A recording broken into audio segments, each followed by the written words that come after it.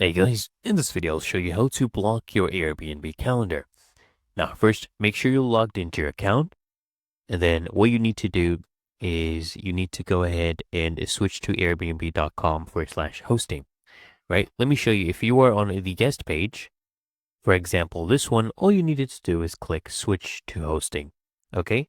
And now you'll be on this page. Click on calendar, and you can either block one day at a time.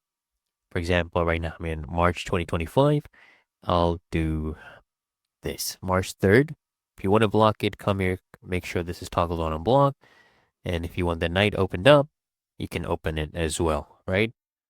But if you want to block out multiple nights, you just need to select multiple at once. So click on them at once, okay? And just click on blocked. So you block all these nights, and it's really that easy and simple. And that's how you do it.